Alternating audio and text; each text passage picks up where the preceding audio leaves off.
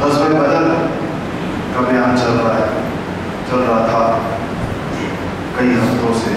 پتہ نہیں 5 ہفتے چلا یا 6 ہفتے چلا، اور گزشتہ جمعے میں ہم نے اسیران بدر جو لوگ قید ہوئے تھے ان میں سے جو 2 اسیر تھے، ایک رسول اللہ صلی اللہ علیہ وسلم کے داماد سیدنا ابو العاص اور ایک آپ کے چچا سیدنا عباس بن عبد المطلب، ان کی اسارت کا اور ان کی قید کا کچھ حال آپ سے بیان کیا۔ یہ جتنے اسیر تھے فدیہ دیا ان لوگوں نے اور یہ چھوٹ گئے۔ غزوہ بدر سے جو سبق حاصل ہوتے ہیں اس پر علماء نے مستقل کتابیں لکھی، دروس و عبر،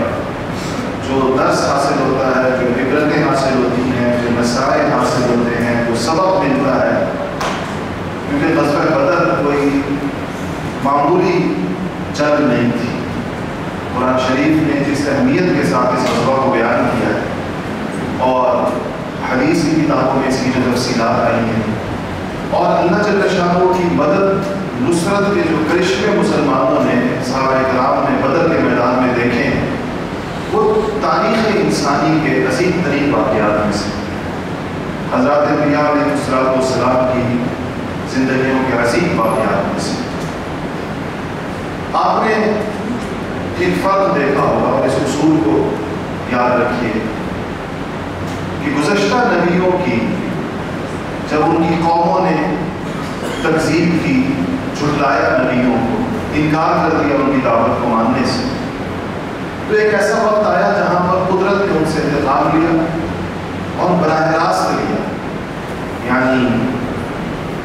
اللہ جل شانہ نے قوم نوح کے اوپر سیلاب بھیج دیا، پانی بھیج دیا، کسی قوم کے اوپر اللہ پاک نے آسمان سے پتھر برسا دیے،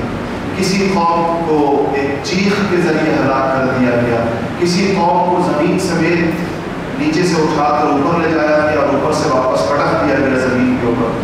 کسی کو بندر اور خنزیر بنا دیا گیا۔ یہ سارے اللہ تعالیٰ کے عذاب کے نمونے تھے جو قرآن شریف کے اندر موجود ہیں مختلف قوموں کے بارے میں۔ جن نبیوں کی دعوت کے نتیجے میں، ان کی محنت کے نتیجے میں بہت زیادہ بڑی تعداد میں لوگ ایمان نہ لائیں، زیادہ لوگ مسلمان نہ ہوں، جیسے نوح علیہ السلام کی قوم تھی، 900 ساڑھے 900 ہزار سال محنت کے باوجود 80 82 85 86 لوگ ایمان لائے۔ جب یہ صورتحال ہو تو ایسی قوموں پر جب اللہ کی گرفت اور اللہ کی پکڑ آتی ہے تو وہ براہ راست آتی ہے۔ اللہ جل شانہ خود پکڑ کرتے، آسمانی عذابوں سے، زمینی آفتوں سے ان کو ہلاک کر دیا جائے۔ جب نبی کی دعوت معاشرے کے اندر جڑ پڑ جائے اور ایک اچھی خاصی ایک ریزنیبل تعداد مسلمان ہو جائے، اس کی جماعت بن جائے، پھر اللہ جل شانہ کی قدرت یہ ہے کہ مسلمانوں کی اس جماعت کے ذریعے سے کافروں کو سزا دی جاتی ہے، جیسے بدر کے اندر۔ اب بدر میں ٹھیک ہے فرشتوں کی مدد اور تائید بالکل حاصل تھی، بلکہ فرشتے لڑے بھی تھے، میں نے آپ کو بتایا، لیکن سامنے صحابہ کا لشکر اور صحابہ کی جماعت جو ہے وہ کافر، اور آپ صلی اللہ علیہ وسلم کے تمام غزوات کے اندر آپ کو یہ بات اچھے طریقے کے ساتھ نظر آئے گی۔ تو قرآن شریف میں اللہ تعالیٰ کی سزا کے 2 طریقے ہیں بیان کے، ایک وہ جو براہ راست زمینی یا آسمانی آفت کے ذریعے سزا دینا، اور ایک یہ ہے کہ اللہ تعالیٰ مسلمانوں کے ذریعے سے، اپنے محبوب لوگوں کے ذریعے سے، اپنے پیاروں کے ذریعے سے کافروں کو سزا دیتے ہیں۔ تو چاہے اللہ تعالیٰ انسانوں کے ذریعے سزا دیں یا فرشتوں کے ذریعے سزا دیں، یہ اللہ جل شانہ کی مرضی ہے۔ مسلمانوں کا معاملہ بھی ایسے ہی کہ جب پرانی قوموں میں لوگ گمراہ ہو جاتے تھے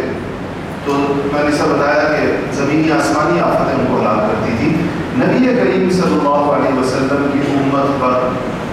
آپ کی دعا کی برکت سے اور آپ کے خاتم النبیین ہونے کی برکت سے ایسا کوئی عذاب تو نہیں آئے گا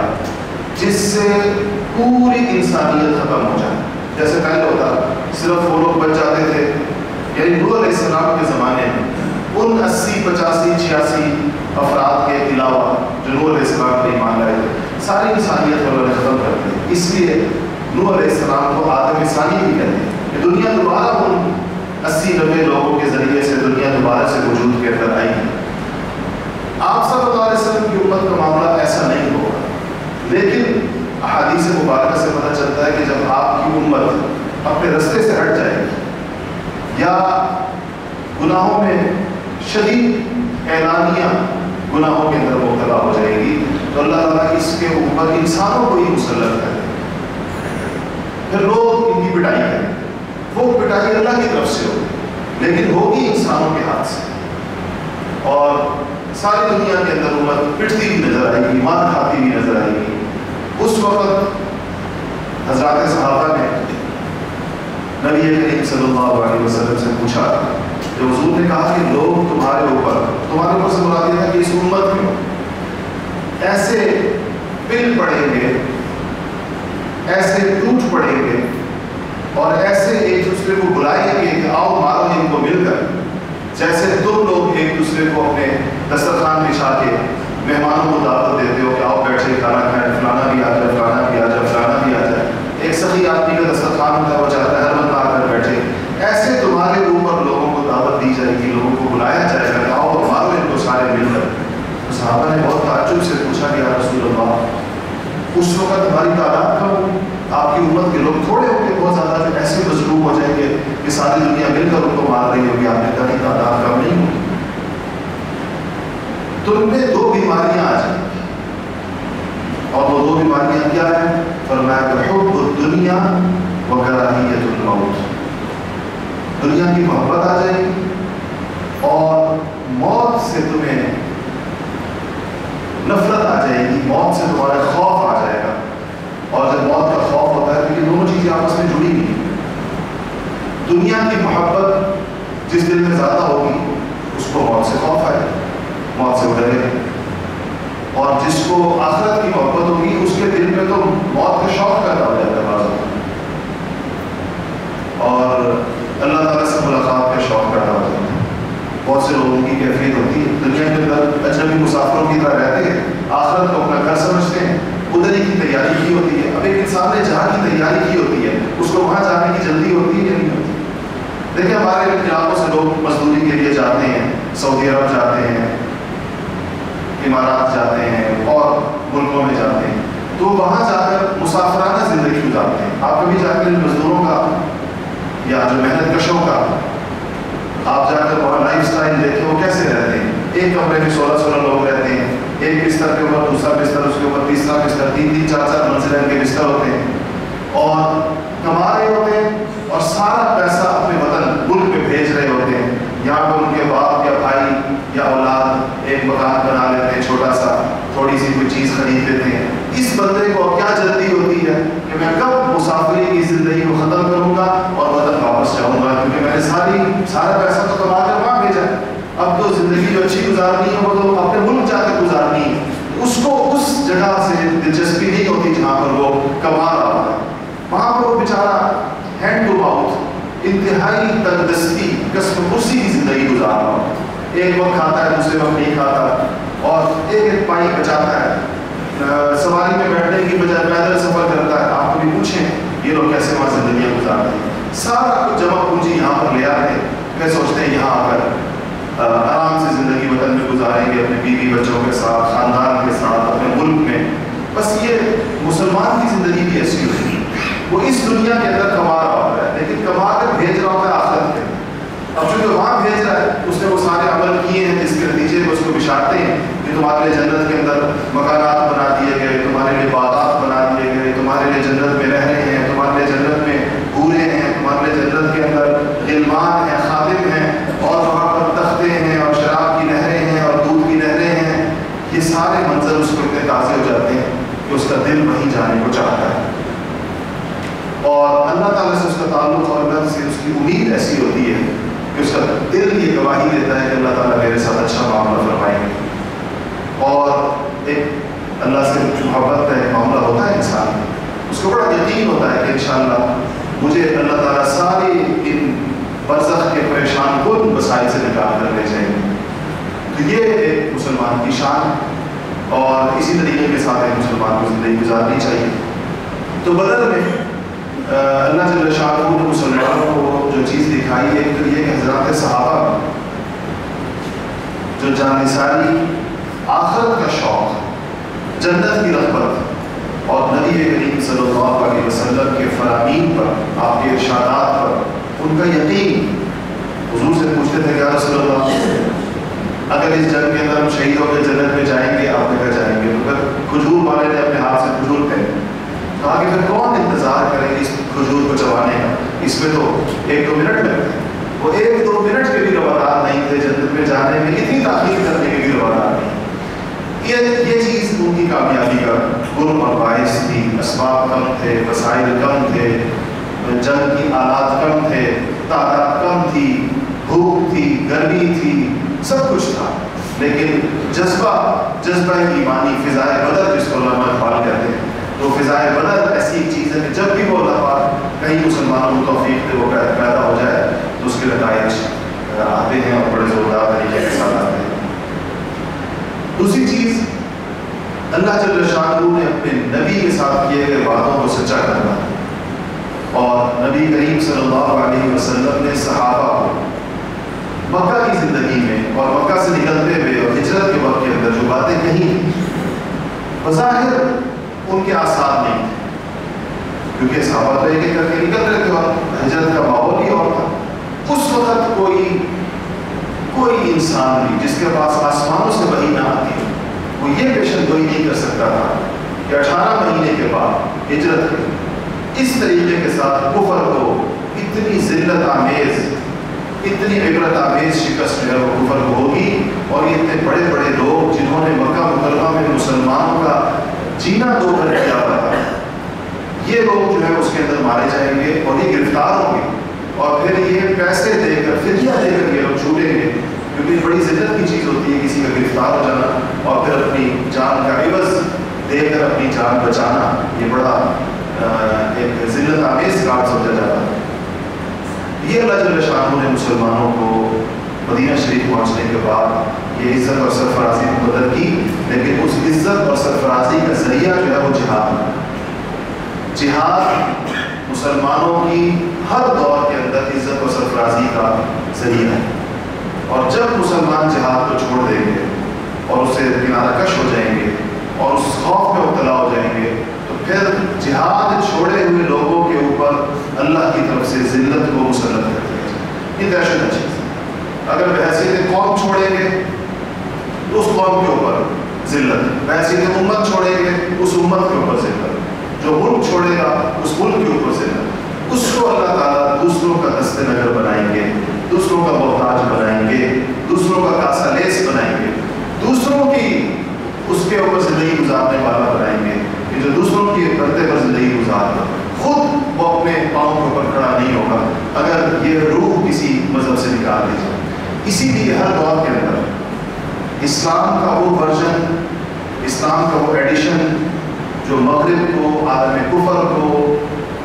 ہمیشہ یہود و نصارہ کو مطلوب رہا ہے، ان کو چاہیے ہوتا تھا، وہ ہے کہ اسلام کی کوئی ایسی تشریح کی جائے، ایسی تعبیر اختیار کی جائے کہ جس میں جہاد نہ ہو. مرزا غلام احمد قادیانی جو انگریزوں کا ایک کاشتہ پودا تھا ملعون، جس نے نبوت کا دعویٰ کیا تھا، اس نے اپنی شریعت میں سب سے پہلے جہاد نکالا. اس سے کہا جہاد نہیں ہے، ختم ہو گیا، جو کرنا تھا حضور نے کر لیا، اب اس کے بعد نہیں. اس لیے اس کی نبوت جھوٹی نبوت انگریزوں کو اس زمانے میں جو یہاں حکمران تھے ان کو بڑا سوٹ کرتی تھی. انہوں نے اس کی بڑی ترویج کی، اس کا جو خود ساختہ دین تھا اس کی بڑی، اس کو ان کی پوری تائید حاصل رہی. آج بھی آپ کو پتہ ہی ہے کہ ان کے ہیڈ کوارٹرز اور ان کا سارا کام کہاں سے چل رہا ہے. اسی طرح مسلمانوں میں ایسے لوگوں کو علماء کے نام پر، ریلیجیس اسکالرس کے نام پر متعارف کرایا جاتا ہے اور ان کو ایک پوری میڈیا کی سپورٹ دی جاتی ہے جو مسلمانوں کی یہ ذہن سازی کریں کہ جہاد کا زمانہ گزر گیا، پہلے ہوتا تھا، اب جو ہے وہ اس کی ضرورت نہیں ہے، اب تو غربت کے خلاف جہاد کرنا چاہیے، پولیو کے خلاف جہاد کرنا چاہیے، آج کل کرونا کے خلاف جہاد کرنا چاہیے. اب انہوں نے یہ اس اصطلاح کو ان چیزوں کے اوپر چسپا کر کے مسلمان بھی مطمئن ہو گئے، کیونکہ اس لفظ کو تو نکال نہیں سکتے، پورا قرآن شریف بھرا ہوا ہے۔ لفظ تو قرآن میں اتنا آ چکا ہے، اتنا آ چکا ہے، جہاد بھی آیا، قتال بھی آیا، اس سے تو آپ کی جان نہیں چھوٹ سکتی۔ ایک ہی صورت رہ جاتی ہے کہ اس کا مطلب بدلنا، اس کا مفہوم تبدیل کرنا۔ کیا تو کہ پرانے زمانے میں اس کا مطلب کافروں سے لڑنا تھا، اب آج کل اس کا مطلب جو ہے نا وہ یہ مطلب ہے۔ کوئی اس کا مطلب نکالتا ہے کہ اس کا مطلب آپس میں لڑنا ہے۔ کتنے مسلمان ایسے ہیں جو جہاد کے نام پر مسلمانوں پر مسلط ہو جاتے ہیں اور مسلمانوں ہی سے لڑنا شروع کر دیتے ہیں۔ ان سے پوچھو کہ مسلمانوں کے اندر خون کیسے بہ رہا ہے، مسلمان کا خون مسلمان کیسے بہا رہا ہے، وہ بھی جہاد کا نام نہیں۔ یہ جو سازش ہے یہ بھی بنی، یہ لوگ اسی طرح گمراہ کیے گئے ہیں جیسے وہ لوگ گمراہ کیے گئے جو جہاد کے انکاری۔ دو ہی صورتیں، یا جہاد کی غلط شکل دنیا کے سامنے رکھو اور یا جہاد کا انکار کرو۔ یہ دونوں صورتیں جو ہیں یہ قرآن کے اور حدیث کے مفہوم کو بدلنے کا مصداق۔ جہاد کی تعریف وہی کرنی چاہیے جو کتاب و سنت کے اندر موجود ہے، جو نبی کریم صلی اللہ علیہ وسلم کی زندگی کے اندر، آپ کی تعلیمات کے اندر، آپ کے صحابہ کی پاکیزہ سیرتوں کے اندر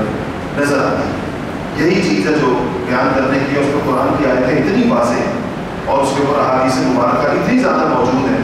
کہ اس سے مسلمانوں کے درمیان اس کا تصور انشاءاللہ قیامت تک زندہ رہے گا۔ اور آپ کی یہ پیشن گوئی بھی نبی کریم صلی اللہ علیہ وسلم نے فرمایا الجہاد ماۃ الی یوم القیامہ، جہاد قیامت کے دن تک جاری ہے۔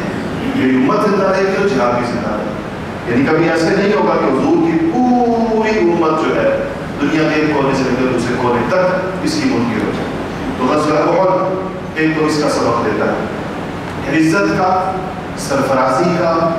خود انحصاری کا، خود مختاری کا جو رستہ ہے امت کے لیے، قوموں کے لیے، ملکوں کے لیے، وہ روح جہاد کے ساتھ وابستہ ہے۔ یہ روح ہمیشہ قائم رکھنی چاہیے۔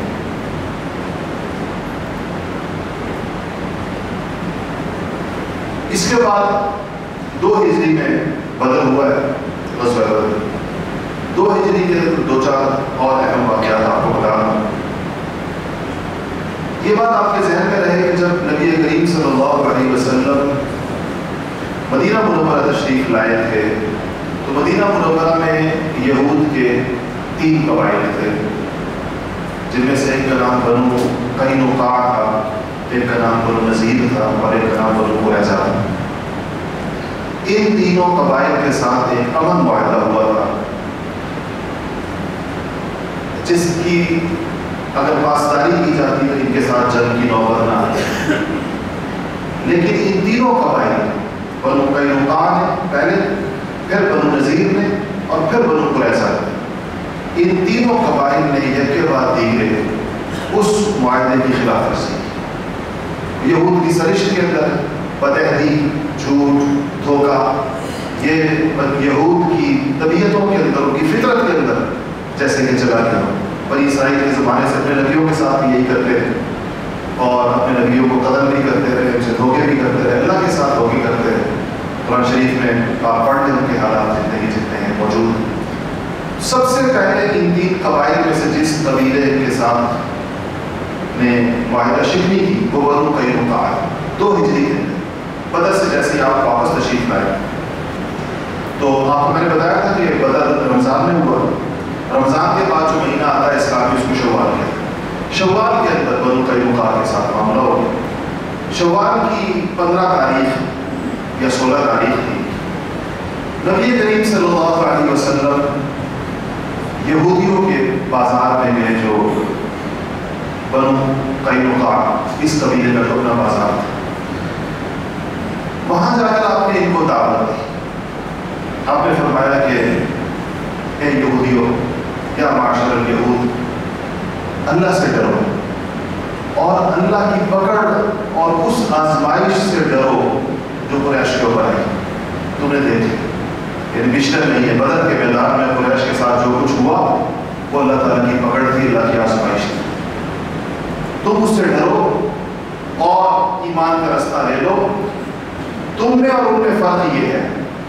یعنی تمہارا جرم ان سے بھی زیادہ بڑا اس لیے ہے کہ وہ تو مشرک ہیں، کتاب نہیں مانتے، آسمانی تعلیمات نہیں ہیں ان کے پاس، نبیوں کو نہیں مانتے پچھلے۔ تم اہل کتاب ہو، तुम्हारे पास किताब मौजूद है और तुम्हारी किताब के अंदर मेरी निशानियां मौजूद हैं जो तुम पढ़ते हो और बिल यकीन तुम्हें पता है कि मैं अल्लाह का नबी हूं। उनकी अपनी किताब पढ़कर भी तुम्हें इस बात का यकीन है कि मैं अल्लाह ताला का नबी हूं। अब तुम अगर मेरा मुकाबला करोगे और ईमान लाने से इनकार करोगे, तुम्हारे साथ जो मामला होगा वो उससे ज़्यादा बदतर होगा जो मुशरिकीन के साथ अल्लाह ताला की, क्योंकि वाकिफ हो, वो तो वाकिफ ही नहीं। वाकिफ तो इस तरह थे कि हुजूर की नबूवत के करिश्मे देख रहे थे, आपके अखलाक, आपके सादिक और अमीन होने को, लेकिन ये तो इंतज़ार में थे सदियों से आखिरी नबी, और इनकी किताबों के अंदर अलामतें मौजूद थी। और आपको मैं आगे जाके बताऊंगा कि जब इनके आखिरी कबीले के साथ जंग हुई बनु कुरैज़ा के साथ, तो बनु कुरैज़ा का जो जब उसका मुहासरा हुआ, ये सन 5 हिजरी के अंदर, खंदक के फौरन बाद हुई, ये तो 2 हिजरी की बात चल रही है। 5 हिजरी में उसकी तफसील आएगी। उनके सरदार का नाम था काब इब्न असद। काब इब्न असद ने जब उनका मुहासरा तवील हुआ, उस बनु कुरैज़ा की बात कर रहा हूँ 5 हिजरी, उसने अपनी कौम को जमा करके जब वो बिल्कुल उनके आसाब शल हो गए और मुहासरा इतना लंबा हो गया कि उनके पास कोई रास्ता नहीं रहा और उन्होंने सेंटर करने के करीब आ गए, तो उसने अपनी कौम को जमा करके 3 ऑप्शन दिए उनके सरदार। पहली बात उसने ये की कि देखो, इतना तो हम सब जानते हैं, किताब पढ़ते हैं कि ये मोहम्मद सल्लल्लाहु अलैहि वसल्लम नबी बरहक, ये वही नबी है जिनका जिक्र हमारी किताबों। तो फिर पहला ऑप्शन ये है, अगर बचना है, जिंदगी की राह इख्तियार करनी है, तो हम इनके हाथ में ईमान ले आते हैं, किस्सा पता हो जाए। उस पर उसी कौम ने कहा था कि नहीं, ईमान नहीं लाएंगे। तो इससे अंदाजा होता है कितना ज्यादा ऐसे पेशवा, कितना ये पहचानते हैं। ये जो बनु तैनुका थे, इसमें से जो लोग अहले ईमान थे, उनमें से एक सहाबी का नाम बहुत मशहूर है जो यहूदियत से इस्लाम की तरफ आए थे, अब्दुल्लाह इब्न सलाम उनका नाम, ये उन्हीं का कबीला। तो नबी करीम सल्लल्लाहु अलैहि वसल्लम ने इनको जाकर कहा कि तुम्हारी किताबों के अंदर मेरा लिखा, तुमने अल्लाह से अहद किया हुआ है, अल्लाह ने नबियों से अहद लिया था कि अपनी कौमों से अहद ले कि जब मैं नबी आखिर ज़मान को भेजूंगा तो उसके ऊपर ईमान भी लाएंगे और उसकी मदद भी करेंगे, उसके साथ खड़े होंगे। तो ये अहद इनके अंदर चलता चला आ रहा है। तो हुजूर ने कहा तुमने अहद लिया, अपना अहद पूरा करो। दावत दी, ये लोग मुश्किल लोग हैं और सख्त बातें की रसूलुल्लाह सल्लल्लाहु अलैहि वसल्लम, और कहने लगे कि आपको आपका वास्ता कुरैश से पड़ा है। ये जो महीना पहले आपने जंग की है बदर के मैदान में, तो कुरैश तो कोई ऐसे लड़ने वाले नहीं है, आपका वास्ता हमसे नहीं पड़ा। जब आपका वास्ता हमसे पड़ेगा तो आपको पता चलेगा कि जंग कहते किसको और कैसे होती है जंग। तो वो तो ना तो जबकार थे कुरैश, उनको तो लड़ाई का सलीका नहीं, और ये कहकर इन्होंने जंग की तैयारी शुरू कर दी, जंग पर आमादा हो गया। हालांकि अमन का वायदा के साथ हुआ। इस पर अल्लाह जल्ल शाह ने ये आयत नाज़िल फरमाई जो मैंने खुतबे के अंदर पढ़ी, क़द कान लकुम आयतुन फ़ी फ़िअतैन इल्तक़ता फ़िअतुन तुक़ातिलु फ़ी सबीलिल्लाह व उख़रा काफ़िरतुन यरौनहुम मिथलैहिम रअीअइन वल्लाहु युअय्यिदु बिनस्रिही मन यशाअ इन्न फ़ी ज़ालिका लइब्रतन लिउलिल अब्सार। तो इस पर जब इन्होंने ये लोग आमादा हो गए तो हुजूर अकरम सल्लल्लाहु अलैहि वसल्लम की तैयारी की। ये लोग थोड़ा सा मदीना से बाहर रहते थे और आपने इनकी तरफ जब आप निकले तो इनके सारी यहूद का तरीका ये था कि ये किले बनाकर उसमें रहते थे, और जब इनका किला बंद करते थे, इनका एक बहुत बड़ा किला होता था, उसके अंदर छोटे किले और छोटे घर और महल, जैसे अभी भी पाकिस्तान में आपने किले देखे होंगे जो पूरे शहर होते हैं, उसके अंदर सैकड़ों मकानात होते हैं, लेकिन उस किले का एक ही दरवाज़ा होता है, उसको बंद कर दिया जाए तो वो बहुत बड़ा इलाका, कई मुरब्बा किलोमीटर का इलाका जो है वो सारा बंद हो जाता है। खैर इतने बड़े तो नहीं होते थे, आबादी थी नहीं उस ज़माने में, लेकिन भारत किले थे। तो जब आपने जाकर उसका मुहासरा कर लिया बनु कैनुका, 15 दिन ये मुहासरा था। 15 शव्वाल को या 16 शव्वाल को आपने मुहासरा किया, तो ये शव्वाल का पूरा महीना जो बाकी दिन रह गए थे 15 दिन और जुल्कादा का एक दिन, क्योंकि उसके बाद जुल्कादा का महीना आता है جیسے بھی چل رہا ہے. تو یکم ذوالقعدہ یا 2 ذوالقعدہ کو 15 دن کے فاصلے کے بعد یہ لوگ تھک گئے، ان کے اعصاب جواب دے گئے اور انہوں نے اپنے آپ کو مسلمانوں کے رہبر قدم پر چھوڑ دی کہ بس ختم ہو گئی بات، اب جو مسلمان کرے تھے. تو اس وقت جو ابی بن کعب رئیس المنافقین وہ آ گیا اور اس نے آ کر حضور اکرم صلی اللہ علیہ وسلم کے سامنے پڑھا، رونا پیٹنا بچایا کہ جی آپ ان کو معاف کر دیں، ان کو جو ہے وہ جلاوطن کر دیں اور ان کو جو ہے سزا نہ دی جائے. اس پر اور حضرت سے کچھ اور لوگوں نے بھی وہ کتاب صلی اللہ علیہ وسلم نے ان کی جان بخشی کر دی اور ان کو جلاوطن کر دیا. مال ان کا لے لیا گیا اور وہ مال جو ہے وہ غنیمت کے طور پر صحابہ کے درمیان تقسیم ہوا جیسے جنگ کا مال تقسیم ہوتا ہے. اور یہ بدر کے بعد دوسری غنیمت تھی جو مسلمانوں کو حاصل ہوئی. اچھا، اس میں ایک چیز بہت زیادہ آخری ضروری ہے، وہ یہ ہے کہ جو خزرج قبیلہ تھا انصار کا، اس کے ان کے ساتھ برادرانہ حلیفانہ تعلقات تھے. لیکن جب یہ رسول اللہ صلی اللہ علیہ وسلم کے مقابلے میں کھڑے ہو گئے تو عبادہ ابن صامت مشہور صحابی ہیں، انصاری ہیں، خزرجی ہیں، وہ کہتے ہیں کہ میں نے آپ کا اعلان کیا اس بات کہ میں باوجود اس کے کہ ہمارے ان کے ساتھ تعلقات تھے، دوستانہ مراسم تھے، معاہدے تھے، لیکن جب یہ رسول اللہ کے مقابلے میں کھڑے ہو گئے تو میں ان تمام تعلقات کے ختم ہونے کا اعلان کرتا ہوں اور میں رسول اللہ کے دشمنوں سے اپنی بیزاری کا اعلان کرتا ہوں، ان سے اپنی برات کا اعلان کرتا ہوں کہ میرا ان کے ساتھ کوئی تعلق نہیں ہے، میرا ان کے ساتھ کوئی محبت نہیں ہے، میرا ان کے ساتھ کوئی مراسم نہیں ہے. میں جب اللہ کے رسول کے مقابلے میں کوئی کھڑا ہوا ہے تو میں اللہ کے رسول کے ساتھ کھڑا ہوں. یہ وہ اسلام کا ایک ادنا مطالبہ ہے، ایک منیمم ریکوائرمنٹ ہے ہر مسلمان سے. آج اسلام کے ساتھ اور کفر کے مقابلے میں بدقسمتی دیکھیں کہ مسلمانوں کی بڑی تعداد ایسی ہوتی ہے، یہ لبرل دنیا جتنی بھی ہے مسلمان اسلامی ممالک کے اندر، یہ اسلام اور کفر کی جنگوں میں کفر کے ساتھ کھڑے ہوتے ہیں، ان کی ہمدردیاں کفر کے ساتھ ہوتی ہیں، ان کا تعاون کفر کے ساتھ ہوتا ہے. اور اس تعاون کو یہ اسلامی دنیا کا ایک بہت بڑا جس کو کہنا چاہیے کہ المیہ ہے. افغانستان میں جب امریکہ نے حملہ کرنے کا فیصلہ کیا تو اسلامی ملکوں نے بھی ساتھ دی، پولگانی باغ کے ساتھ. اپنے مسلمان بھائیوں کو مارنے کے لیے ہم کافروں کے ساتھ، ان کے ساتھ مل کر ہم ان کا فوجیں بتانی. نیٹو کے ممالک کے اندر اسلامی ملک ہیں، ان کی فوجیں باقاعدہ ہیں، اس کے ساتھ مل کفر کے جھنڈے کے نیچے اسلام کے سپاہی مسلمانوں کے خلاف جنگ کر رہے ہیں، اپنے اسلامی بھائیوں کے خلاف جنگ کر رہے ہیں. تو آپ سوچیں اس سے بڑی بدقسمتی اسلامی دنیا کی اور کیا ہو سکتی ہے کہ جنگ کی قیادت کفر کر رہا ہے، عالم کفر کا جھنڈا اس نے اٹھایا ہوا ہے اور اس جھنڈے کے نیچے اسلامی ملکوں کی فوجیں اور اسلامی ملکوں کے سپاہی وہ اس جنگ کو کر رہے ہیں. تو یہ ہر مسلمان سے اسلامی مطالبہ کرتا ہے کہ جب کفر اور اسلام کی جنگ چھڑے یا رسول اللہ یا قرآن یا اللہ کے ساتھ کوئی مقابلے کے اوپر آبادہ ہو جائے تو مسلمان اپنا وزن کم سے کم مطالبہ ہے. یہ تو کوئی بہت بڑے تقوی کی علامت نہیں، یہ تو اسلام کا بنیادی مطالبہ ہے کہ وہ اپنا وزن جو ہے وہ اسلام کے پلڑے میں ڈالے گا، مسلمانوں کے پلڑے میں ڈالے گا، مسلمانوں کے ساتھ وہ کھڑا ہوگا. اسی لیے کلمہ توحید کے اندر پہلے جھوٹے خداؤں سے بیزاری کا اعلان ہے، پھر اللہ تعالیٰ کا اقرار ہے. پہلے لا الہ ہے کہ میں اللہ کے علاوہ کسی کو نہیں مانتا معبود، پھر الا اللہ ہے کہ میں اللہ جل شانہ کو اپنا معبود مانتا ہوں. اللہ کے علاوہ دیگر جھوٹے خداؤں سے اعلان بیزاری، اعلان برات، یہ اسلام کا مطالبہ ہے.